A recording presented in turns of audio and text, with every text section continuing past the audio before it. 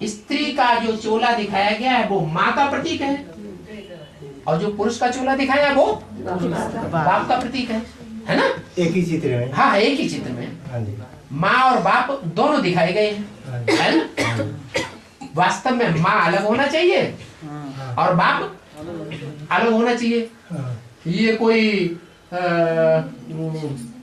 ये जो क्या नाम है, एक महाभारत में वो राक्षस दिखाया गया है, कौन? आधा आधा हो जाता था, जरासंधी। ये कोई जरासंधी का चित्र तो है नहीं, है? ये तो माँ होगी तो पूरी होगी और बाप होगा तो पूरा ही होगा। तो वास्तव में इस समय की यादगार है। और भैया भगवान बाप इस सृष्टि पर आते हैं तो जगदम्बा का भी पार्ट चलता है, और जगदम्बा के साथ जगत पिता का भी एडवांस पार्टी में पार्ट चलता है। प्रैक्टिकल में जगदम्बा भी अलग है और जगत पिता भी अलग है, लेकिन फिर बाद में क्या होता है, जगदम्बा छुप जाती है। बाबा रामायण में लिखा है, इनकी बात तो पूरी होने दो, थोड़ा सा धीरज धरो। तो जगदम्बा का पार्ट जो है गुप्त हो जाता है, क्योंकि जगदम्बा को महाकाली का भी पार्ट बजाना है, इसलिए जगदम्बा का स्वरूप गुप्त होता है।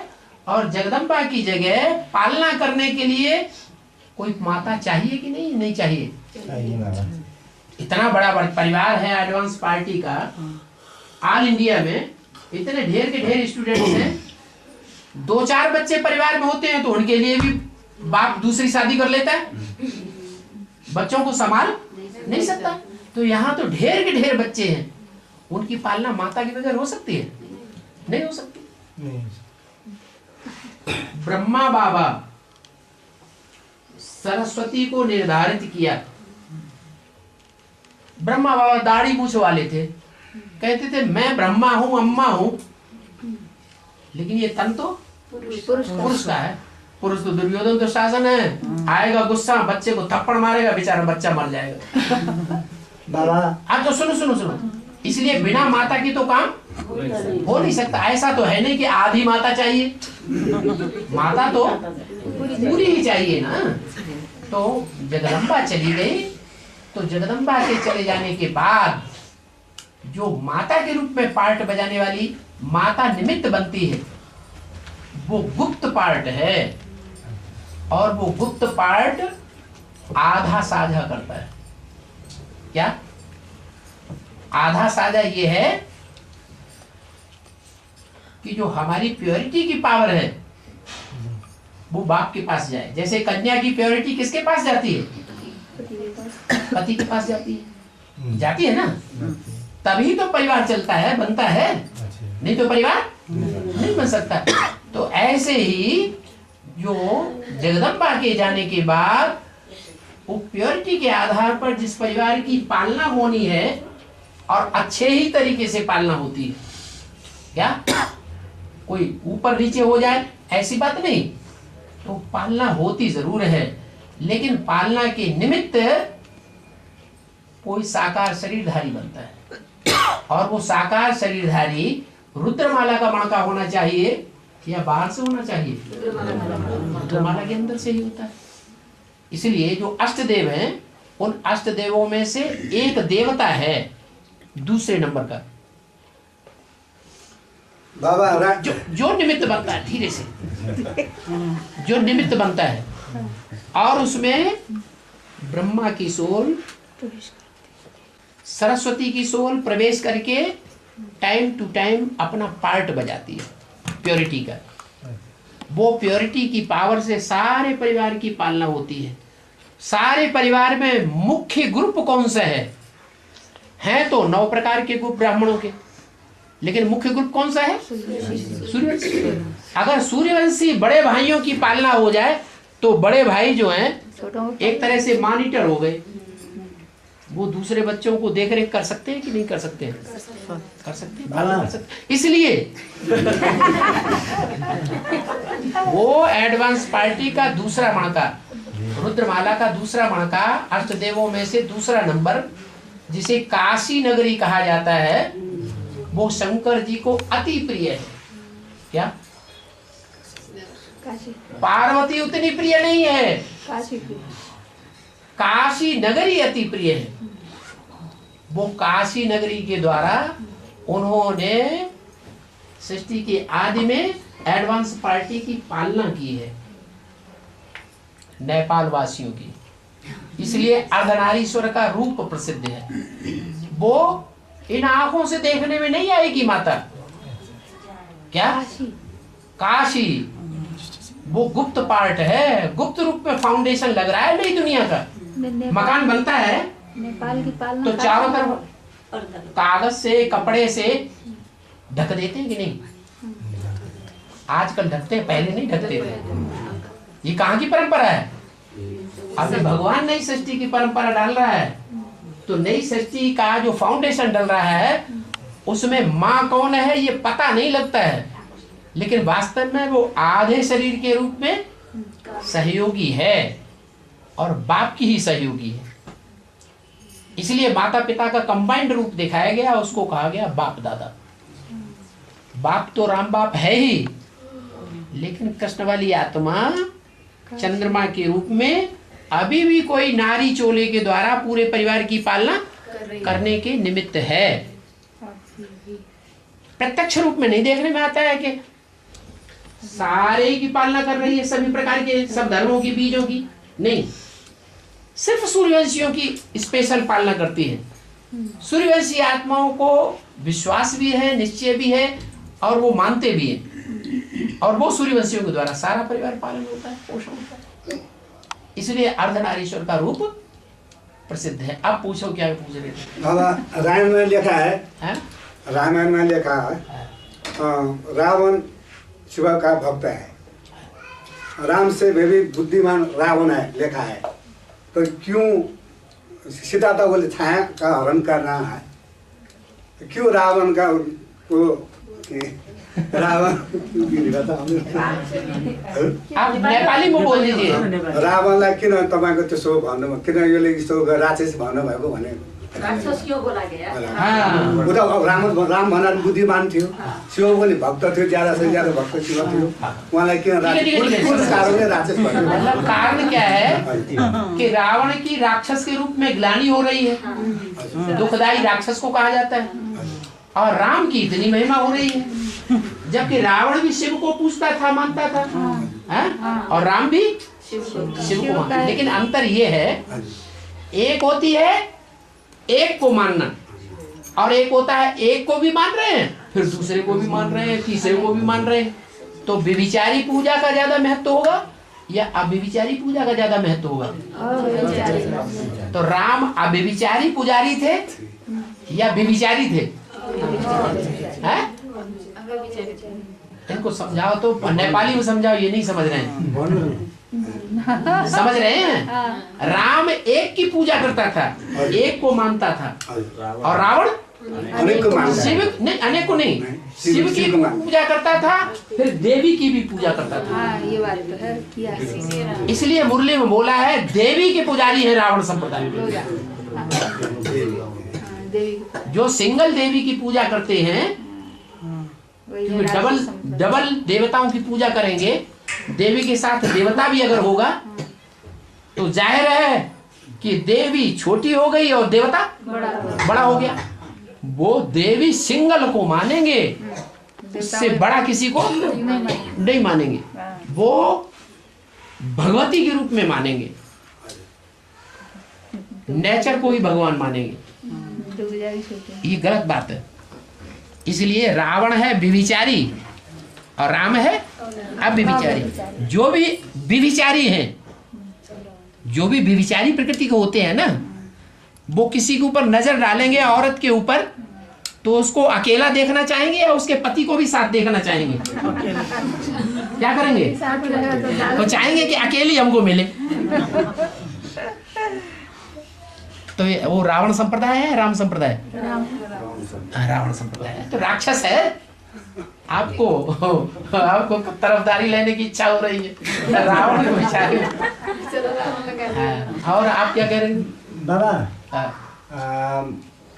65 में सरस्वती ने हैं? 65 में सरस्वती ने शरीर छोड़ा। शरीर छोड़ी, 69 में ब्रह्मा ने शरीर छोड़ा। उसके बीच में कौन जगह माता जीवित, उसके बीच में 4 साल के अंदर में कौन जगह माता थी? हाँ, सही बात। देखो, ब्रह्मा के द्वारा जी पक्के प्रवृत्ति मार्ग के देवता धर्म की स्थापना हो सकती है या नहीं हो सकती है? ब्रह्मा अधूरा देवता है या संपूर्ण देवता है? अधूरा देवता है। क्यों? क्योंकि ब्रह्मा जो है उसके साथ उसकी जो पत्नी है वो वैलिडिटी वाली नहीं दिखाई गई है। नहीं समझ में आया? ब्रह्मा है तो ब्रह्मा के साथ पत्नी जो है वो या तो समान कुल की हो या तो नीचे कुल की हो, तभी तो पत्नी कही जाएगी। लेकिन वो उनकी बेटी थी या वास्तव में पत्नी थी? ये तो प्रवृत्ति नहीं है। इसलिए ब्रह्मा के द्वारा प्रवृत्ति मार्ग तो है ही नहीं।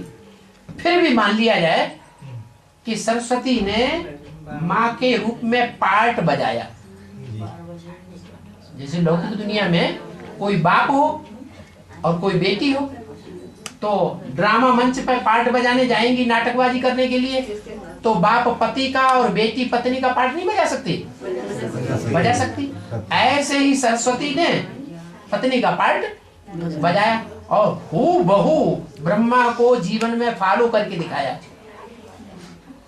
कभी भी कोई बात में कोई कर्म में क्रॉस नहीं किया।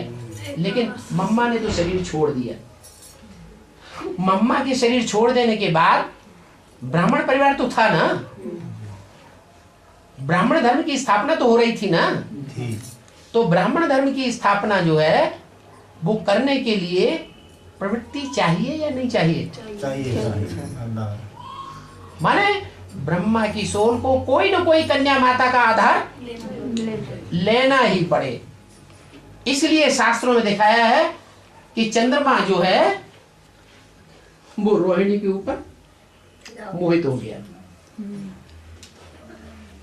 क्या दिखाया ना?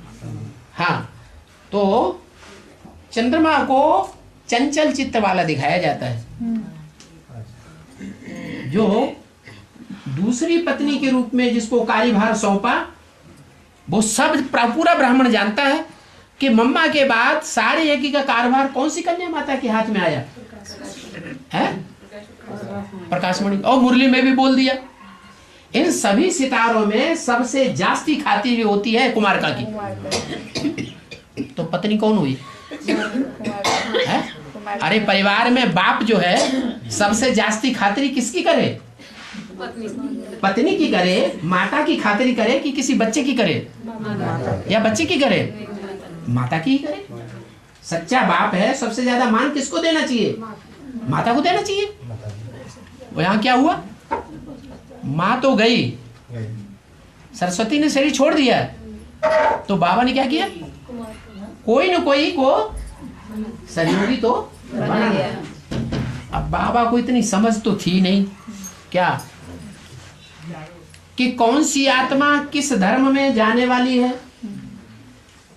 समझ थी कि बच्चा बुद्धि था, बच्चा बुद्धि था। और कुमार का दादी को चुन लिया।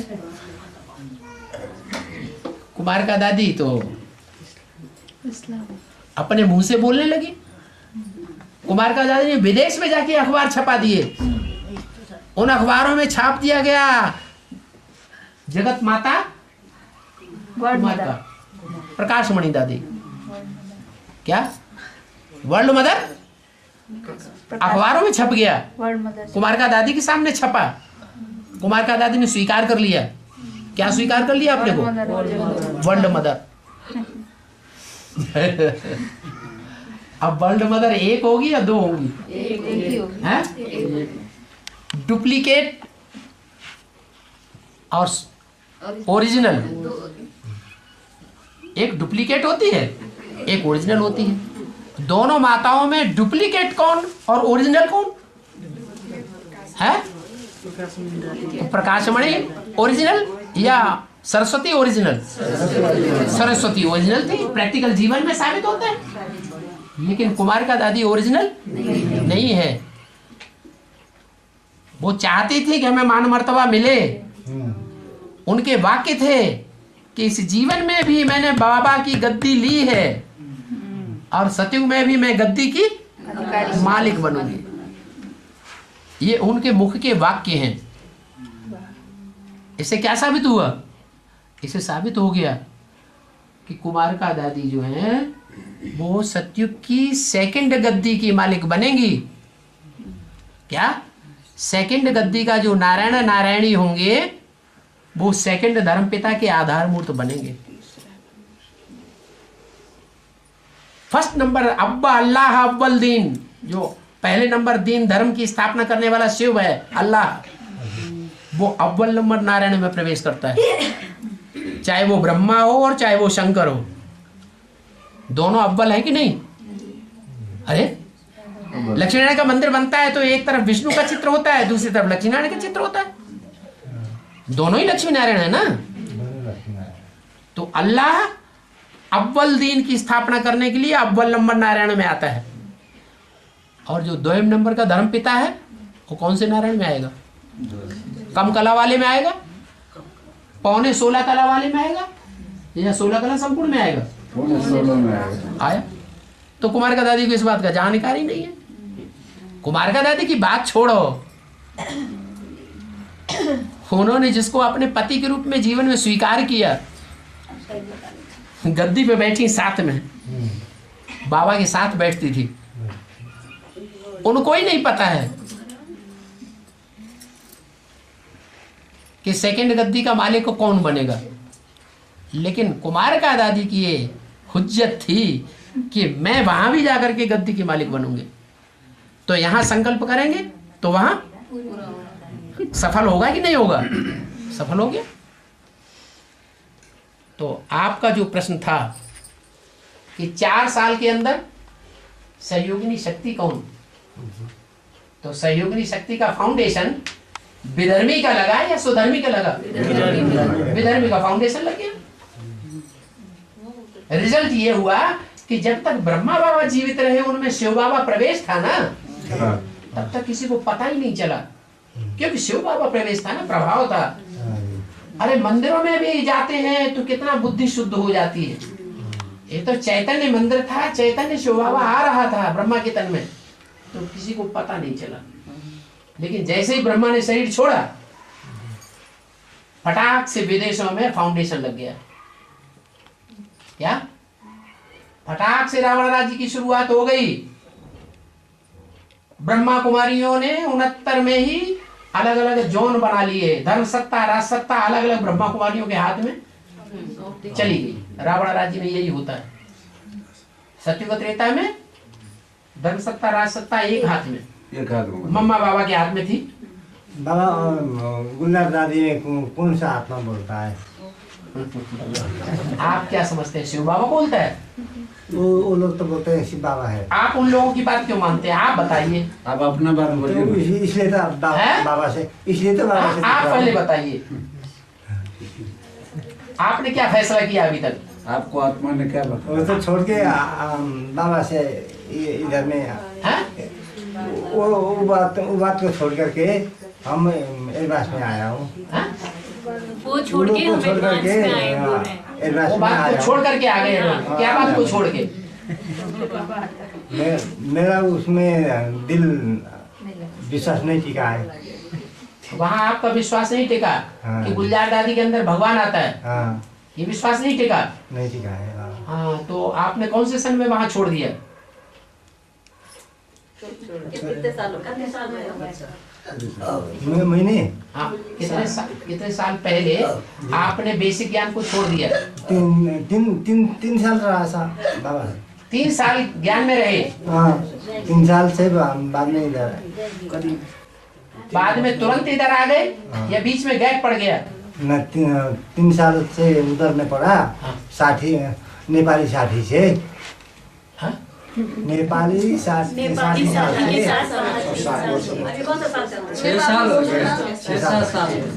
3 साल रहे 3 साल नहीं गए। 3 साल का गैप पड़ गया 6 साल माने 3 साल बीके में रहे और 3 साल का आपका गैप पड़ा।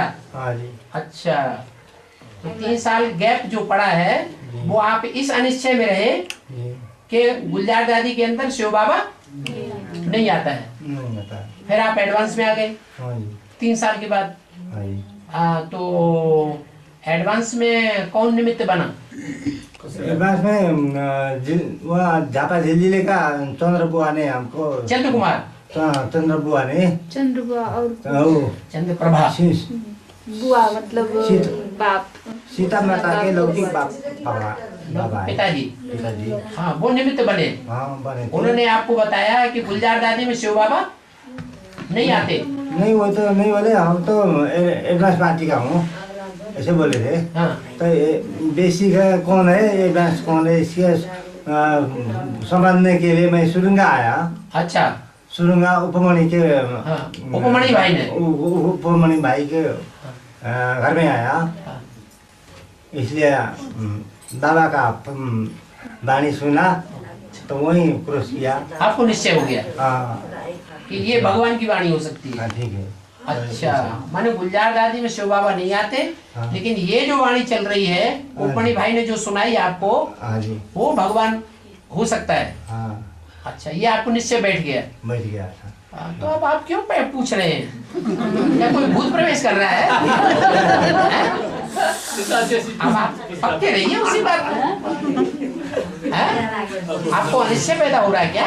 नहीं नहीं बाबा। नहीं ना, तो मत नहीं। सारी सभा के सामने ऐसी बात मत पूछिए कि गुलजार दादी में शिव बाबा आता है कि नहीं आता है। पूछने से आप पक्का रखिए खुलासा हो जाता है ना बाबा। और खुलासा करता है। हाँ, खुलासा। अच्छा, गुलजार दादी में जी। और शिव बाबा में, शिव बाबा ब्रह्मा में जो आते थे उसमें अंतर ये है कि गुलजार दादी में जब आते हैं तो उनका चेहरा मोहरा सब बदल जाता है, चेंज हो जाता है। चेंज हो जाता है। किसी के अंदर मनुष्य आत्मा प्रवेश करती है, भूत प्रेत प्रवेश करता है तो उसका चेहरा मोहरा सब एक्टिविटी बदल जाती है। बदल जाता है। ये प्रूफ हो गया कि गुलजार जी के अंदर मनुष्य आत्मा आती है या भगवान आता है। मनुष्य आत्मा आती है। भगवान के आने की निशानी ये है कि जिसमें भी प्रवेश करेगा आने और जाने का पता ही नहीं लगता, कब आया और कब चला गया। मुरली में बोला इस ब्रह्मा को पता चलता है कि मैं कब आता हूँ कब चला जाता हूँ, इस ब्रह्मा को भी पता नहीं चलता। उनको भी पता नहीं चला। तो ये भी पक्का प्रूफ हो गया। दूसरी बात ये है, शिव बाबा आता है तो ज्ञान की वाणी सुनाएगा या देवताओं की धारणा की बातें सुनाएगा? ज्ञान की बातें सुनाता है। और गुलजार दी के अंदर जो वाणी सुनाई जाती है वो ज्ञान की वाणी है या धारणा की वाणी है? वो बिल्कुल सब धारणा का वाणी है। इससे भी साबित होता है कि धारणा की वाणी तो कोई देवता ही सुनाएगा। सतयुग का पहला देवता कौन है? कृष्ण। कृष्ण वाली आत्मा। तो कृष्ण वाली आत्मा ही गुलजार दादी में प्रवेश करती है और धारणा की वाणी सुनाती है। बाबा हमारी कर्मतीत अवस्था कब और कैसे? कर्मातीत अवस्था कब और कैसे? कर्मातीत अवस्था कब होगी और कैसे होगी? कर्मातीत का मतलब जानते हैं? कर्म में याद किया। कर्म में आती है? कर्म करते समय याद किया था। हाँ, कर्म भी करें याद भी रहे। और कर्म के प्रभाव से अतीत हो जाए। कर्म करें लेकिन कर्म का प्रभाव हमारे ऊपर न पड़े। क्या ऐसा हो सकता है कि हम आंखों से देखें भी, जो चीज अच्छी लगे उसको देखें, क्या जिसमें हमारा ज्यादा अटैचमेंट हो उसको हम आंखों से देखें भी और आंखों के ऊपर कोई असर न पड़े? ऐसा हो सकता है? हो सकता है? अनुभव है आपको? ऐसा अनुभव है? कैसे? किसी की याद में रहते हैं तो कहाँ नहीं दिखाई पड़ता है। हाँ? बाबा की याद में रहते हैं तो दूसरा चीज दिखाई नहीं पड़ता है। हाँ, थोड़े समय के लिए, थोड़े समय के लिए, और फिर उसके बाद दिखाई पड़ने लगता है? लेकिन कर्मातीत अवस्था का मतलब है जो कर्मातीत अवस्था बनेगा, जो भी कर्मातीत अवस्था बनेगा, एक बार अगर कर्मातीत अवस्था हो गई तो फिर 2500 साल के लिए कर्मातीत ही रहेगा। कर्म भी करता रहेगा और कर्म का लेप छेप आत्मा पे नहीं लगेगा जो पाप कर्म बन जाए। क्या? कर्मातीत का मतलब यह है कि कर्मेंद्रियों से कर्म करता रहे, कर्म को छोड़े नहीं, लेकिन कर्म करने के बाद जो प्रभाव पड़ता है उस प्रभाव से परे रहे। जैसे हमने कान से निंदा सुन ली, गुरु की ही निंदा सुन ली, तो जिसकी निंदा सुन ली कान से, वो एक कान से सुनी और दूसरे कान से निकाल दी, कोई असर हमारे ऊपर नहीं पड़ा, तो कहेंगे कर्मातीत होने की हमने प्रैक्टिस अच्छी की। जैसे अभी हम लोग को नींद अगर हम कानों से सुन रहे हैं किसी की बात और वो हमारे अंदर असर कर गई, अरे ऐसा है, आश्चर्य पैदा हुआ ना, इसका मतलब असर पड़ गया। असर पड़ गया, बस वही कर्मातीत अवस्था नहीं है। जैसे अभी 11 बजने जा रहा है मगर नींद किसी को नहीं आ रही है, तो ये कर्मातीत अवस्था में हम लोग हैं। नींद नहीं आ रहा है, सबका सोने का तो समय हो चुका है। हाँ, मगर किसी को नींद नहीं आ रही है। हाँ नहीं आ रही, थोड़े समय के लिए। हाँ, ये थोड़े समय के लिए आंखें खुली हुई हैं, सोने का टाइम हो गया है, लेकिन फिर भी नींद नहीं आ रही है। इसका कारण ये है कि हमारा इंटरेस्ट कहीं जागा हुआ है, इसलिए आंखें भी जग रही है? अगर इंटरेस्ट जागा हुआ ना हो तो आंखें जगती। सब इंद्रियों का यही हाल है। इंद्रियों का भोग जहां मिलता है तो वो इंद्रियां सतर्क रहती, उस समय नींद नहीं आएगी। सिर्फ आंखों की ही बात नहीं है, सभी इंद्रियों का ये हाल है कि जहां इंटरेस्ट होगा, दिलचस्पी होगी, लगाव होगा, अटैचमेंट होगा, वो चीज प्राप्ति हो रही है तो नींद नहीं आएगी। उसको कर्मातीत अवस्था नहीं कहेंगे, उसको कहेंगे कर्म में लगाओ।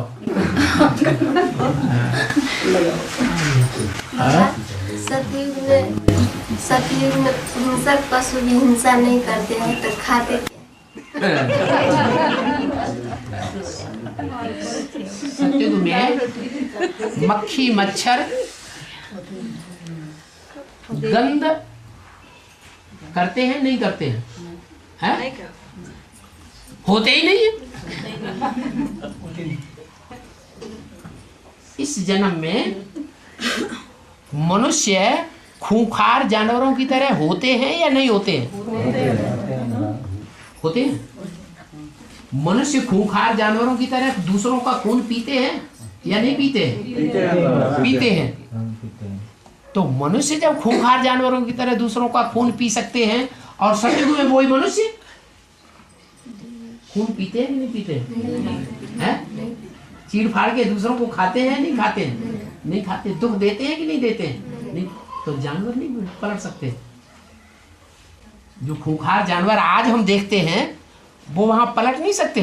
शास्त्रों में तो गायन है कि ऋषियों मुनियों के आश्रम में शेर और बकरी भी एक घाट पानी पीते थे।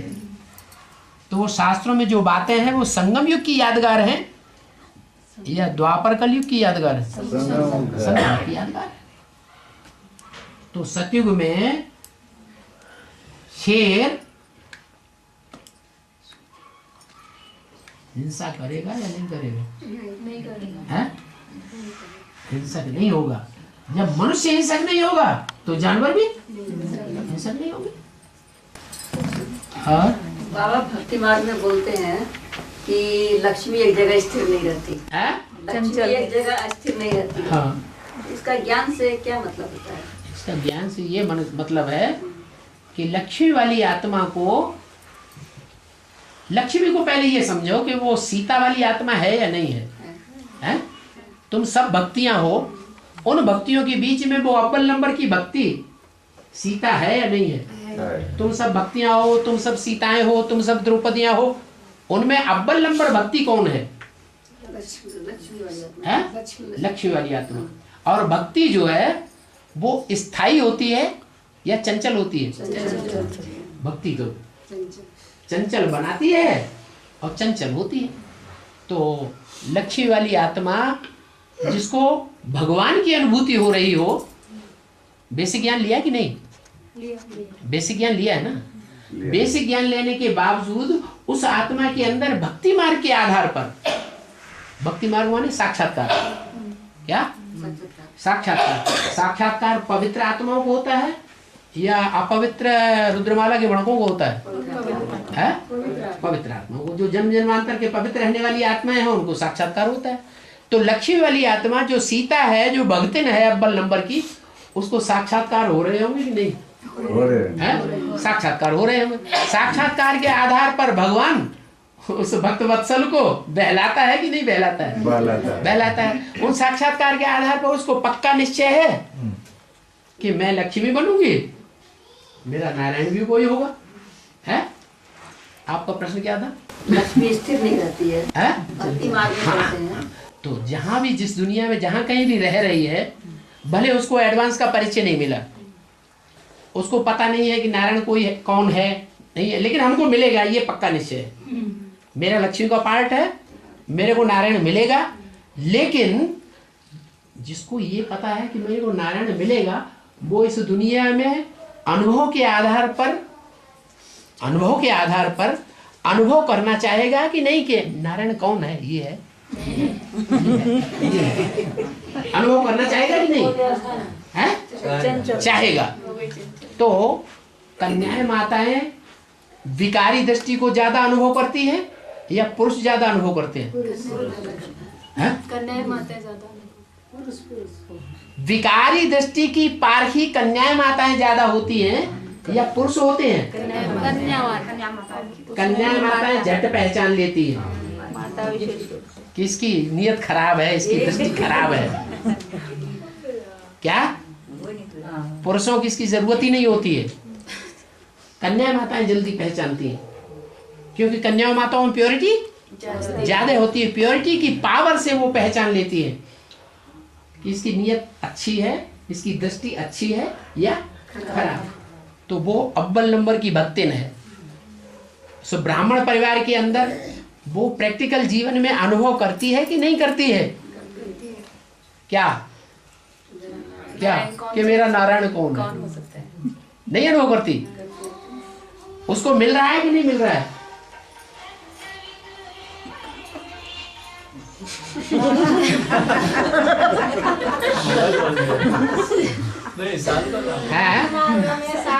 अरे उनकी बात तो पूरी होने दो। आपने जवाब पकड़ा कि नहीं पकड़ा? अरे नारायण को ढूंढेगी तो चंचल ही तो हो जाएगी ना।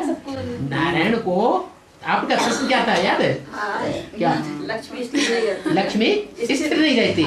तो लक्ष्मी जब ढूंढ रही है तो सबकी दृष्टि देख रही है पुरुषों की, तो कहीं जमेगी? सारे ही तो पतित हैं, सारे ही विकारी हैं, कहीं उसको निर्विकारी कोई देखने में आता ही नहीं, तो कहीं ठहरेगी? लक्ष्मी कहीं ठहरेगी? नहीं। उसका तीसरा नेत्र तो खुला नहीं है। वो अंधे की औलाद है या सोझरे की औलाद है? अंधे की औलाद। लक्ष्मी की सवारी क्या होती है? उल्लू। तो लक्ष्मी जो है वो किसी जगह स्थिर नहीं रह सकती। कब तक? जब तक उसको तीसरा नेत्र न मिले। तीसरा नेत्र मिलना माने एडवांस ज्ञान मिलना, एडवांस ज्ञान मिलना माने बाप की पहचान। नारायण कौन है ये बुद्धि में अच्छी तरह बैठ जाना, टिक जाएगी। तो लक्ष्मी नारायण के पास टिकेगी या दूसरों के पास टिकेगी? नारायण का पास टिकेगी। आप अपने पास बुलाना चाहते हैं? हाँ जी। बाबा लक्ष्मी नारायण की 4 भुजा 4 आत्माओं के रूप में दिखलाते हैं, तो 5वां आत्मा कौन है जो चारों आत्माओं को धारण करे? भुजाएं जो होती हैं वो जड़ होती है या चैतन्य होती है? जड़ होती है। भुजाएं अपने आप तो चल नहीं सकती। भुजाओं को चलाने वाली चैतन्य आत्मा चाहिए या नहीं चाहिए? चाहिए। तो जो भुजाएं विष्णु के चित्र में दिखाई गई है वो 4 भुजाएं वो हैं जो कि अज्ञानता के आधार पर जड़ हैं। चाहे वो सीता वाली आत्मा हो, चाहे वो सरस्वती वाली आत्मा हो, चाहे वो ब्रह्मा वाली आत्मा हो, और चाहे वो जगदम्बा वाली आत्मा हो। जगदम्बा भी तो प्रकृति है ना, जड़ है या चैतन्य है? जड़। जड़ तो मेरी बुद्धि है। अगर चैतन्यता हो तो एक बार भगवान को पहचानने के बाद भूल सकती है क्या? नहीं भूल सकती। रावण के चंबे में आ सकती है क्या? नहीं आ सकती। तो ये चारों भुजाएं हैं। कौन कौन? ये भुजाएं जो हैं वो आत्माओं की बात है या शरीर की बात है? आचार आत्माएं हैं जो भुजाओं के रूप में, जड़ भुजाओं के रूप में इस समय वर्तमान ब्राह्मणों की दुनिया में प्रैक्टिकल में पार्ट बजाने वाली हैं। ब्रह्मा की आत्मा, सरस्वती की आत्मा, जगदम्बा की आत्मा, सीता की आत्मा। चारों भुजाओं के 4 आयुध दिखाए गए हैं। नहीं दिखाए गए? कमल फूल लेफ्ट हैंड। लेफ्ट हैंड अच्छा होता है बुरा होता है? राइट हैंड के मुकाबले बुरा होता है। उससे सफाई का काम किया जाता है, कचड़े को साफ किया जाता है। जो कांटे हैं ना इस दुनिया के वो सब दुखदाई साफ कर दिए जाएंगे। वो कौन सी शक्ति है? जगदम्बा, जो महाकाली बनती है। महाकाली क्या करेगी? दुनिया से सब असरों का सफाया, सब कांटों का सफाया कर देगी। कचड़ा है। लक्ष्मी तो बाद में आएगी, पहले किसका पार्ट चलता है? पहले आती है सफाई करने वाली। घर की सफाई पहले होती है ना। सफाई करने से पहले कभी लक्ष्मी बुलाते हैं? नहीं। तो ये ब्राह्मणों की दुनिया का घर है। इस घर में पहले पहले कौन पार्ट बजाएगी? जगदम्बा। तो 5वां आत्मा एक हुआ, लेकिन उसको कमल फूल के रूप में दिखाया गया है। क्या कमल फूल कहाँ रहता है? कहाँ का गायन है? कीचड़ में। तो जगदम्बा भी अभी कौन सी दुनिया में पड़ी हुई है? बेसिक में पड़ी हुई है या एडवांस में पड़ी हुई है? आश्रम में बेसिक में पड़ी हुई है जगदम्बा। अरे बेसिक में भी आश्रम है और एडवांस में भी आश्रम है। वहां कोई गृहस्थी की कीचड़ नहीं है। है क्या? हा? नहीं। न बेसिक में गृहस्थी की कीचड़ है वहां। अगर है तो सन्यासी है वहां। सन्यासी को कहें कीचड़ में पड़े रहते हैं? नहीं। तो वहां भी और यहां भी कीचड़ नहीं कहेंगे। बाहर की दुनिया क्या है? कीचड़ है। तो जगदम्बा अभी कहाँ पार्ट बजा रही है? कीचड़ की दुनिया में पड़ी हुई है। लेकिन बुद्धि से उसकी लगन कहाँ है? जो महाकाली का चित्र पुराना देखना, कहीं भी जहां कहीं भी महाकाली का वो मूर्ति हो, पांव के नीचे भले शंकर की मूर्ति है लेकिन माथे पर शंकर का चित्र रखा हुआ है। माने किसकी याद है? कोई शिव शंकर भोलेनाथ की याद रहती है कीचड़ में। जीवन कहाँ है? कीचड़ में। लेकिन बुद्धि से उपराम है तो वो कमल का फूल यादगार है। ऐसे कमल फूल के यादगार रूप में जिंदगी बताने वाली और दुनिया में कोई आत्मा नहीं है। उसके ऊपर लेफ्ट हैंड में पहुंचो, कौन है?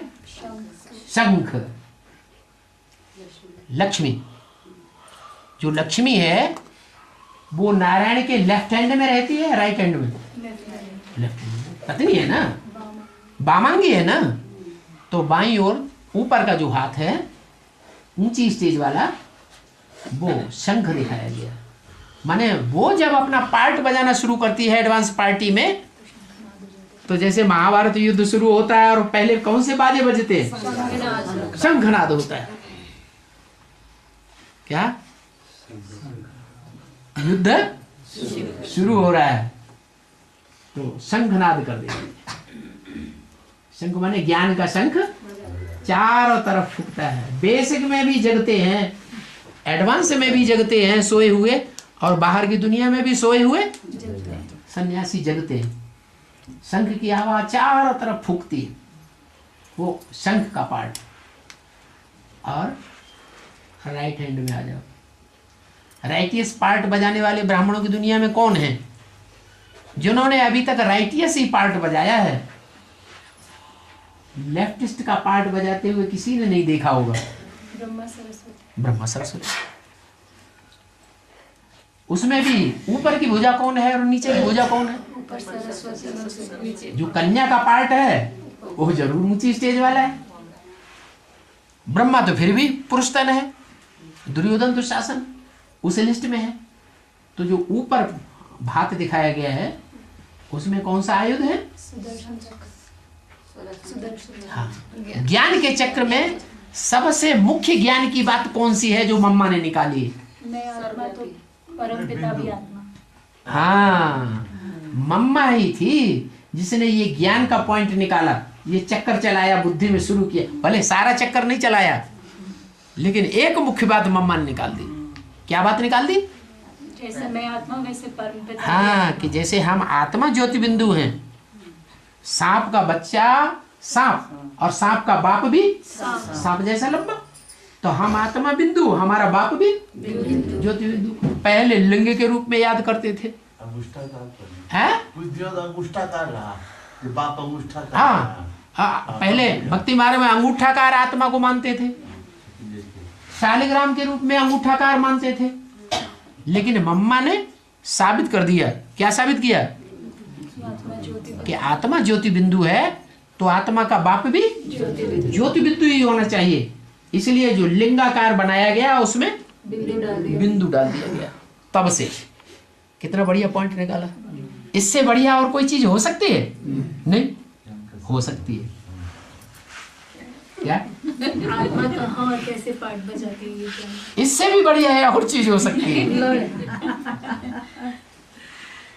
इससे बढ़िया ये चीज हो सकती है कि बिंदु को याद करना है, ये परमात्मा को याद करना नहीं है।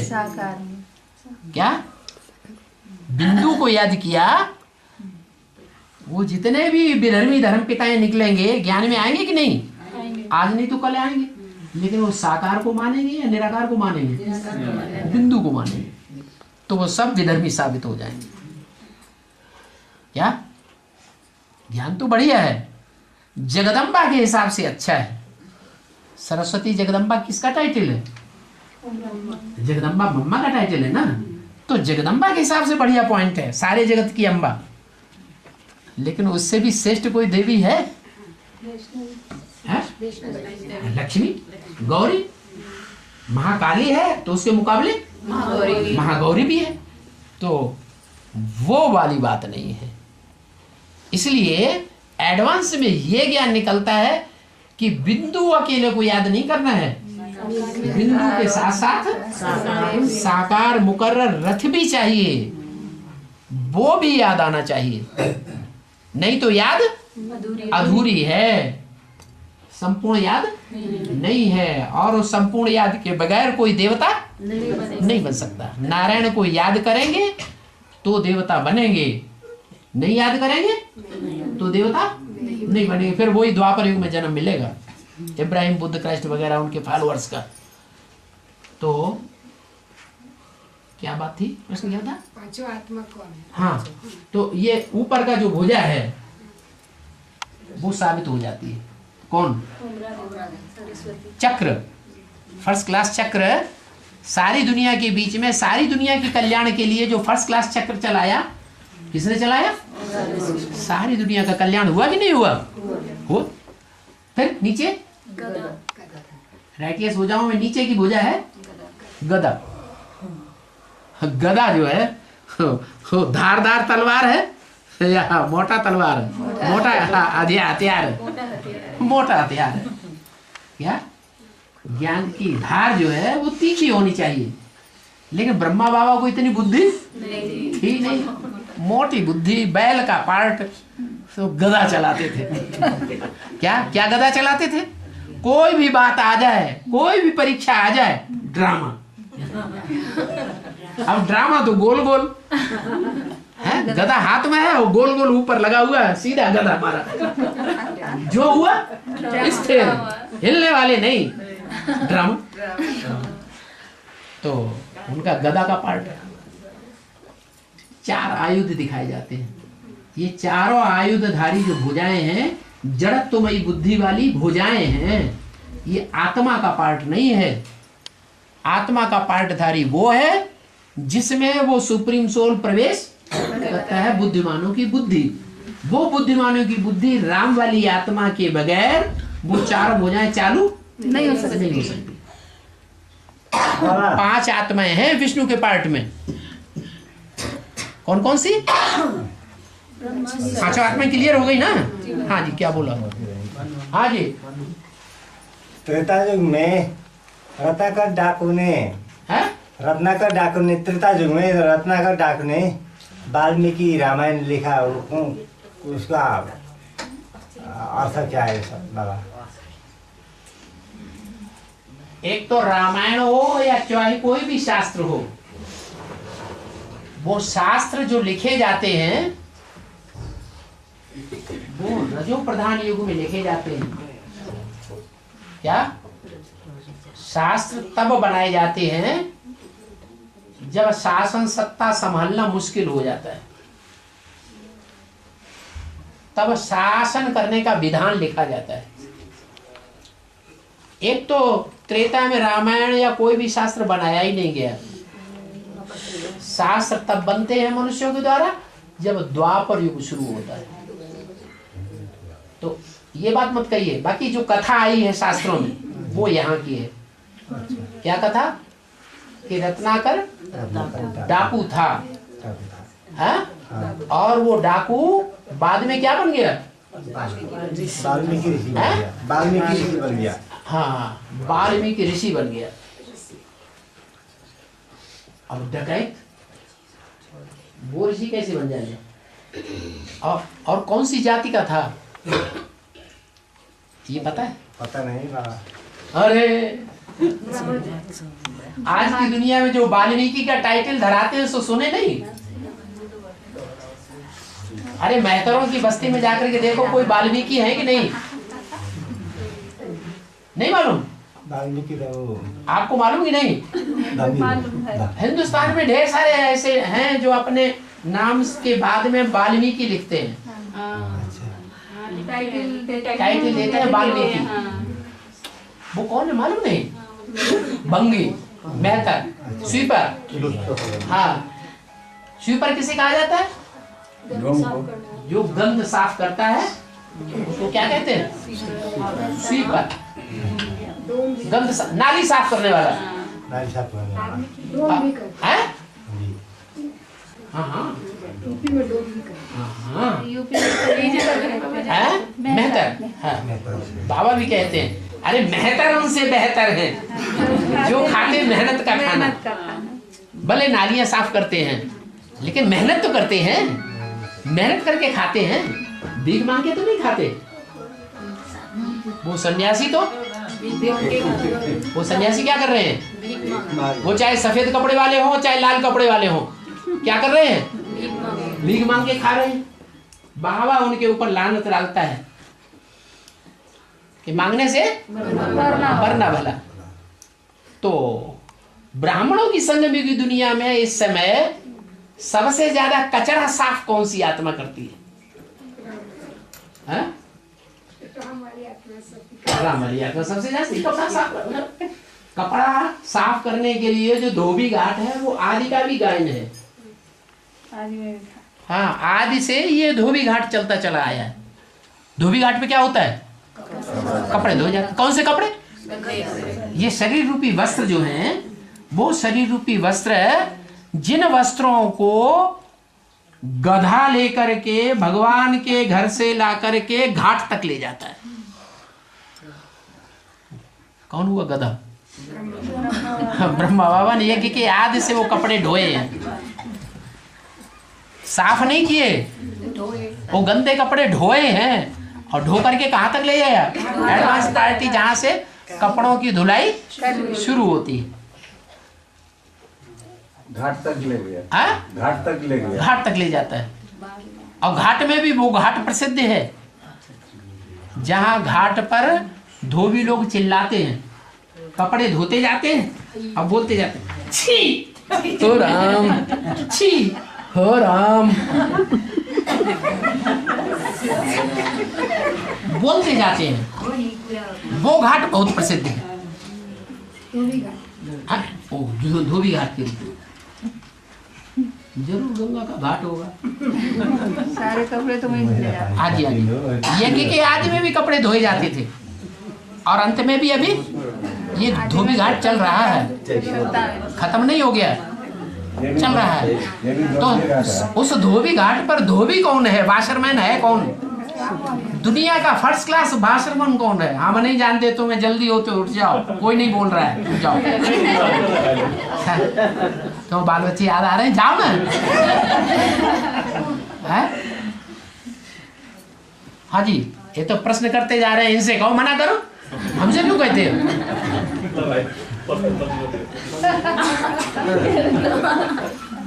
अरे धोबी घाट की बात जो है वो तो क्लियर कर लो। तो वाल्मीकि कौन हुआ है? मेहतर। वो मेहतर कौन है ब्राह्मणों की दुनिया में? जो नालियां साफ करने वाला है, कपड़े साफ करने वाला धोबी है, कौन है? राम वाली आत्मा जो है वो डकैत है, सबसे बड़े से बड़ा डकैतों का सुल्ताना डाकू। उसको खराब ना समझो, सुल्ताना डाकू का खेल खेलते हैं लोग। अगर खराब होता तो कोई उसको खेल नहीं खेलने दे। उसका लक्ष्य क्या था?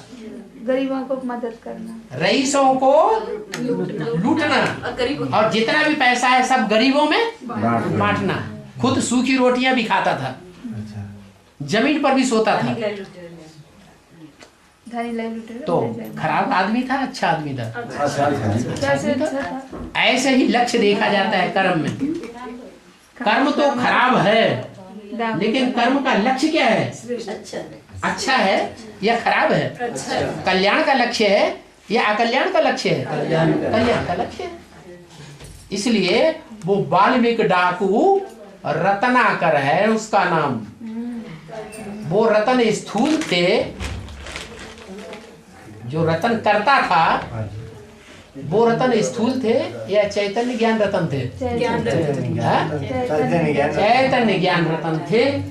चैतन्य ज्ञान रतनों को मनन चिंतन मंथन से पैदा करता था। तो खराब नाम था, अच्छा नाम था? अच्छा नाम था। वो रत्नाकर डाकू, भक्ति मार्ग में उसको डकैत समझते हैं, लेकिन वो डकैत नहीं था वास्तव में। वो डकैत ही वास्तव में क्या बन गया है? बड़े से बड़ा ऋषि मुनि बन गया। अब नहीं पूछना, हम इधर से उधर नजर घुमा रहे। बाबा तुलसी को भगवान नहीं।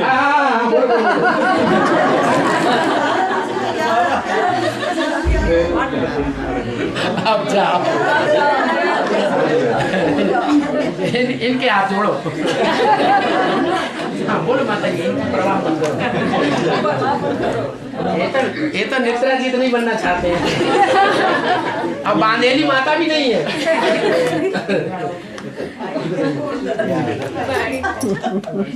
हाँ बोलो। अरे भाई इसको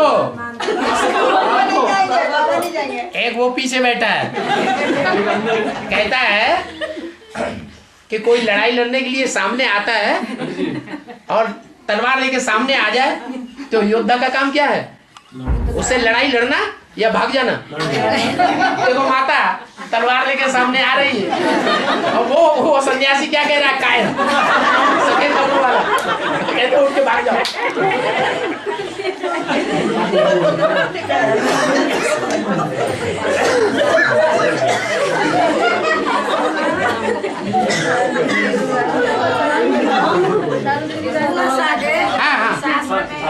कहते हैं भगवान विष्णु भगवान कह के तुलसी की पूजा करते हैं। काल रहेगी एकादशी, चावल के भात नहीं खाए के होते, फल फूल खाए के ई बात कहना है। हिंदी बोल देना। एक आदमी तुलसी का पूजा करते हैं तो एकादशी के दिन में चावल नहीं खाते। इसका मतलब क्या हुआ, कैसे करें? इसका मतलब ये है, तुलसी को विष्णु की मानते हैं, विष्णु और की पटरानी मानते हैं, के रूप में मानते हैं, पटरानी मानते हैं। ये भी मान्यता है कि जब भोग लगाते हैं भगवान का, तो जब तक तुलसी का पत्र नहीं डालेंगे तब तक भोग नहीं माना जाता भगवान का। भगवान का भोग लगाना है तो क्या करना है, तुलसी का पत्ता डालना है। हाँ, तो हाँ, इसका मतलब ये हुआ कि तुलसी पटरानी है। कोई 8 पटरानियां थी ना, 8 पटरानियों में कोई ऐसी पटरानी है कि जो सबसे पहले सरेंडर हुई है भगवान का भोग लगाने के लिए। लोग समझते हैं भगवान रोटी दाल का 36 प्रकार के भोजन का भूखा है। अरे वो ऊपर वाला तुम्हारे अच्छे अच्छे रोटी दाल कपड़े का भोजन का भूखा है क्या है? वो ये भोग लगाने आता है, वो विकारों का भोग लगाने आता है या ये भोग लगाता है? कौन सा भोग लगाता है? विकारों को भोग लगाता है। तो वो विकारों का भोग लगाने के लिए अन्नपूर्णा देवी के रूप में शंकर के सामने 2 रूप दिखाए जाते हैं। अन्नपूर्णा भीख देती है और शंकर जी भीख लेते हैं। अब उसको अन्नपूर्णा कहो और चाहे तुलसी कहो, तुलसी के रूप में सबसे पहले कन्या के रूप में सरेंडर होकर के जिसने भोग लगाया, उसका भक्ति मार्ग में ये गायन होता है कि जब तक वो तुलसी का पत्ता भोग में न डाला जाए तब तक भोग नहीं। और दूसरी बात आपने क्या पूछी? चावल नहीं खाते हैं। हाँ, चावल नहीं खाते हैं। ये चावल जो है ना, चावल होने से पहले क्या होता है? धान। धान छिलके वाला होता है या बिना छिलके का? छिलके वाला। तो ये शरीर रूपी वस्त्र जो है, ये देवभान, ये छिलका है। ये क्या है? ये छिलका है, हैं? हाँ, और ये छिलका जो है, मार मुंह सरोगे, ये छिलका उतार दिया जाता है, उसको कहते हैं चावल। शुद्ध आत्मा है। ये शुद्ध जो आत्मा है वो वास्तव में ये रुद्रमाला के मणके हैं। क्या क्या है? रुद्रमाला के मणके। और रुद्रमाला के मणकों में भी जो कन्याएं माताएं हैं वो असली चावल है, जिसको देवभान रूपी वस्त्र नहीं है। या पुरुषों का शरीर है वो चावल है या धान है? कन्या माताओं को क्या कहेंगे? माताओं को भी छोड़ दो, खास कन्याएं। कन्याएं क्या है? चावल है। माने उनमें देवभान का वस्त्र नहीं है। तो जब भगवान बाप आते हैं तो उस समय कन्याओं माताओं को भोग नहीं लगाना चाहिए। अगर कन्या माताओं का भोग लगाते हैं, भोग भोगते हैं, तो कन्या माताओं को माता कन्या माता समझा या उल्टा समझा? भगवान आया तो भगवान की सब सजनियां हैं या भोग की वस्तु है? सब सजनियां हैं भगवान की। तो इसलिए वो चावल खाना चाहिए कि नहीं खाना चाहिए? नहीं खाना चाहिए। तो तुमने ठीक बात निकाली है ना? और क्या पूछा था? तीसरी बात और कुछ पूछी थी।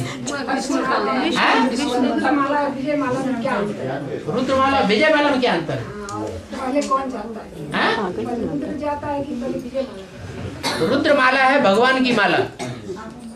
रुद्र ज्ञानी की कहा जाता है। ज्ञान भगवान का दिया हुआ है ना, तो रुद्र है भगवान की माला और विजय माला है विष्णु की माला। जो विजय माला है वो भगवान की माला नहीं है। लेकिन भगवान ऊंचा या विष्णु ऊंचा? भगवान ऊंचा। तो जो भगवान से प्राप्ति होती है वो विष्णु से प्राप्ति नहीं होती। भगवान से प्राप्ति होती है राजा बनने की। राजा महाराजा बनना हो तो रुद्रमाला की मणका बनो, और रानी बनना हो तो विजयमाला की मणका बनो। रानी आधीन होती है और राजा स्वाधीन। भगवान स्वाधीन बनाता है, और मनुष्य आत्माएं चाहे देवता ही क्यों न हो वो क्या बनाएंगे? आधीन बनना सिखाएंगे। खुद भी आधीन बनेंगे और दूसरों को भी आधीन बनाएंगे। और कोई नहीं? बाबा को निंदा करनी बच्चे को क्या होगा?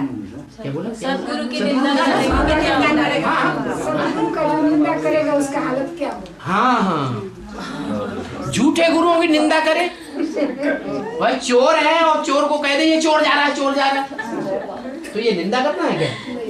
है ये अच्छी बात है खराब बात है? अच्छी बात। चोर जा रहा है और चोर को इशारा कर दे ये चोर जा रहा है, उसके मुंह पे कह दे हाँ तू चोर है, तू लेके जा रहा था, चोरी करके जा रहा था, तो चोर तो भले मुंह से कहेगा हमारी निंदा कर रहे हैं, लेकिन वास्तव में क्या है?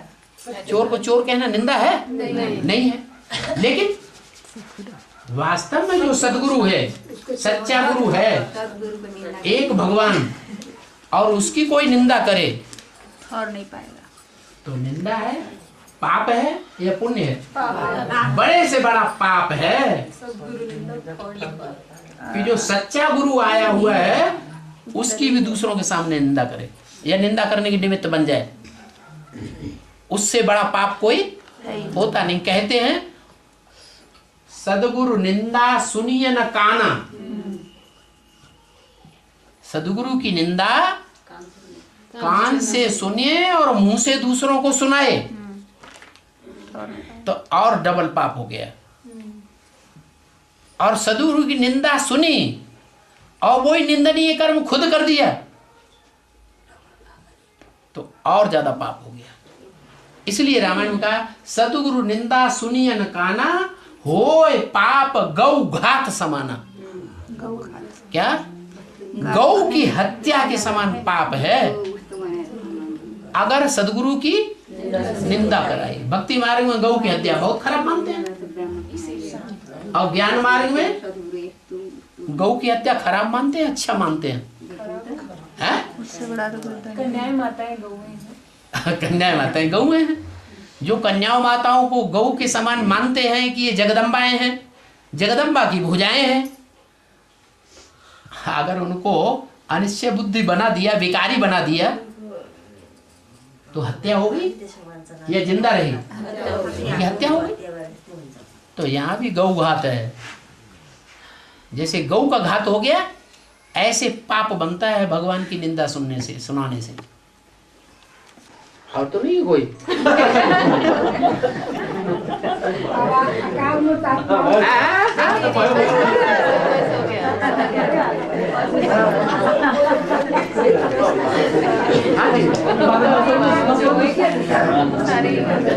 रास्ता दे दो, रास्ता। और अकाल मृत आत्माओं का उद्धार कैसे होगा? है? अकाल मृत आत्माएं जो शरीर छोड़ देती हैं, हाँ, उनका सदगति कैसे होगा? हाँ, जो आत्माएं शरीर छोड़ रही हैं अकाल मौत में, एक तो बात यह है कि अकाल मौत में वही आत्माएं शरीर छोड़ती हैं जो बहुत पाप करती हैं। उनके पाप ज्यादा न बढ़ें इसलिए बीच में ही उनका शरीर छूट जाता है। और ये जो पाप आत्माएं भूत प्रेत बनती हैं उनका उद्धार उन्हीं रुद्रमाला के मणकों से हो सकता है जिनमें रुद्र प्रवेश करता है। क्या? रुद्राक्ष के मणके होते हैं ना, कौन से देश में पाए जाते हैं? नेपाल में ही रुद्राक्ष के मणके पाए जाते हैं। उन मणकों में कोई 1 मुख का, कोई 10 मुख का, कोई 2 मुख का, कोई 4 मुख का, है ना। तो 1 मुख वाला तो वो है जिसमें ऊपर वाला प्रवेश करता है।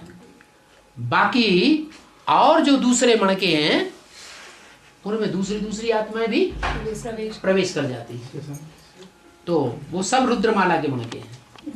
क्या वो जो रुद्रमाला के मणके हैं, क्या क्या प्रश्न क्या था? आत्माओं का उद्धार। हाँ, उनका आत्माओं का उद्धार कैसे होगा? तो रुद्रमाला के मणके जो हैं उनमें एक बार शिव ने, रुद्र ने प्रवेश कर लिया, इसलिए कोई दूसरा भूत प्रेत प्रवेश नहीं कर सकता अगर पक्का मणका है तो। नहीं तो दूसरे भूत प्रेत भी प्रवेश करते हैं, और दूसरे भूत प्रेत उन्हीं में प्रवेश करेंगे जो दूसरे धर्म में कन्वर्ट होने वाले होंगे।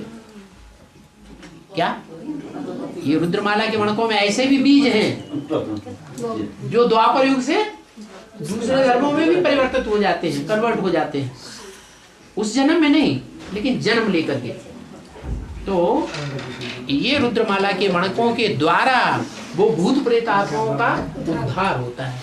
इसलिए बाबा ने बोला है अव्यक्तवाणी में, तुम बच्चों के द्वारा इन भूत प्रेत आत्माओं का भी उद्धार होना है। ब्रह्मा वाली आत्मा बढ़िया भूत प्रेत है, किसके द्वारा उद्धार होता है? राम वाली आत्मा। रुद्रमाला का जो पहला मणका है उसके द्वारा उद्धार होता है। ऐसे ही और जो दूसरे मणके हैं उनमें भी वो चंद्रवंशी आत्माएं प्रवेश करती हैं और उनके द्वारा उनका उद्धार हो जाता है। योग लगाना पड़ता है बाबा कि ऐसे क्या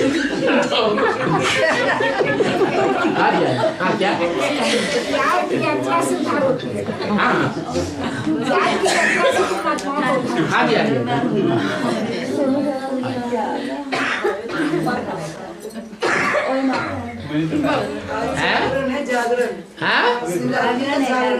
और कहाँ की यादगार है जागरण?